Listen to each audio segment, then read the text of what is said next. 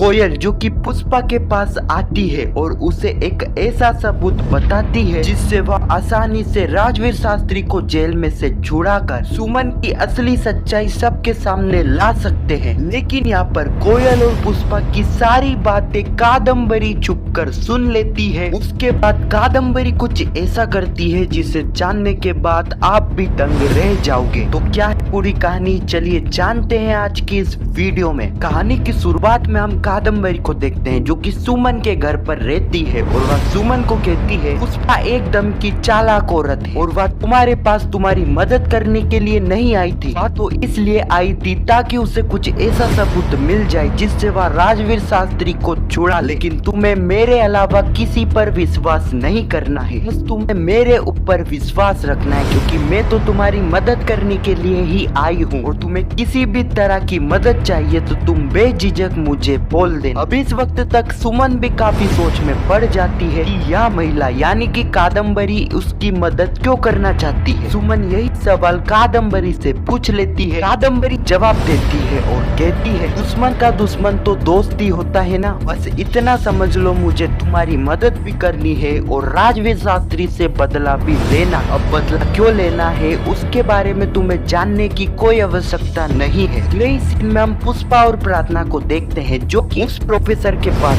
पहुंच गए थे जो कि आईएएस ऑफिसरों के असाइनमेंट लेते हैं, क्योंकि प्रार्थना का असाइनमेंट उन प्रोफेसर ने नहीं लिया था क्योंकि प्रार्थना किसी कारणवश लेट हो गई थी। पुष्पा उसी सिलसिले में उन प्रोफेसर से बात करने के लिए गई थी, लेकिन वह देखते हैं वह प्रोफेसर तो पूरे 15 मिनट लेट आते हैं। इसके लिए वह प्रोफेसर माफी भी मांगते हैं, लेकिन पुष्पा कहती है सर तो आईएएस ऑफिसर की जो तैयारी करते हैं उनके प्रोफेसर हो ना, के बावजूद भी आप पूरे 15 मिनट लेट आए हो। अब इस वक्त तक प्रोफेसर भी काफी ज्यादा गुस्सा हो जाते, वह कुछ कहते लेकिन उससे पहले पुष्पा कहती है सर मैं तो बस आपको यह बताना चाहती हूँ जिस तरह आप किसी कारणवश लेट हो गए उसी तरह मेरी बहू किसी कारणवश लेट हो गई थी, लेकिन आपने उसे इतनी बड़ी सजा दे दी। पुष्पा की बातें सुनने के बाद प्रोफेसर समझता है और वह प्रार्थना का असाइनमेंट लेने के लिए भी तैयार हो जाता है, लेकिन वह एक शर्त रखता है कि प्रार्थना को 3 हफ्ते का असाइनमेंट 3 दिन में पूरा करना होगा। अब यह सुनते प्रार्थना तो मना करती है लेकिन पुष्पा यहाँ पर हाँ कर देती है। अगले ही पल हम दिलीप जुगल और जुगल के वकील को देखते हैं, क्योंकि जुगल को तो कादम्बरी से डिवोर्स चाहिए, लेकिन कादम्बरी ने जुगल के सामने यहाँ शर्त रखी है कि वह उसे डिवोर्स तभी देगी जब उसे वह एलिमनी में चोल की पूरी जमीन उसके नाम पर और ताने बाने का आधा हिस्सा उसके नाम पर करेगा। जुगल का वकील कहता है कि कादम्बरी ये सारी चीजें आपसे डिवोर्स ना हो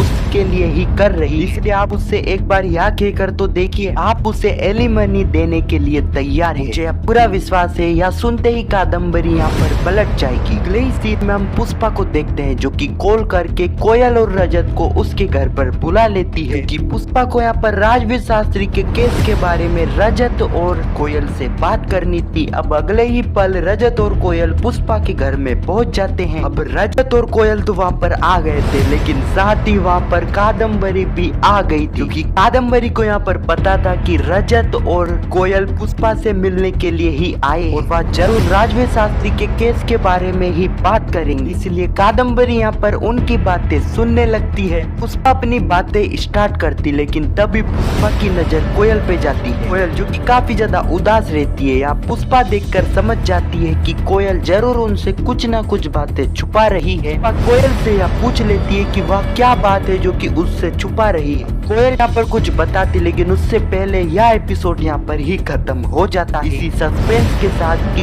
कोयल आखिर पुष्पा से क्या सच छुपा रही है। अब दोस्तों आपने कल का एपिसोड ध्यान से देखा होगा तो आपने नोटिस किया होगा जब पुष्पा का कॉल कोयल को आया था तो तभी रजत को यह कहती है कि वह उस चैट के बारे में किसी को नहीं पता, जिससे हमें एक बात तो समझ आ जाती है कि जो चीज भी कोयल यहाँ पर छुपा रही है, जो सबूत भी कोयल के हाथ में लगा है, उसका संबंध उस चैट से ही है। अब हो सकता है कि कोयल के हाथ में कुछ ऐसी चैट लग चुकी होगी जिससे वह राजवीर शास्त्री की मदद भी कर सकती है या फिर राजवीर शास्त्री को फंसा भी सकती है। मेरे हिसाब से तो कुछ ऐसा हमें देखने को मिल सकता है। खैर आपकी क्या राय है अपनी राय नीचे कमेंट सेक्शन में जरूर बताना, और वीडियो पसंद आई तो वीडियो को एक लाइक जरूर करना, और पुष्पा इम्पॉसिबल के आने वाले एपिसोड की ऐसी वीडियो के लिए चैनल को सब्सक्राइब अवश्य करना। जब तक के लिए धन्यवाद।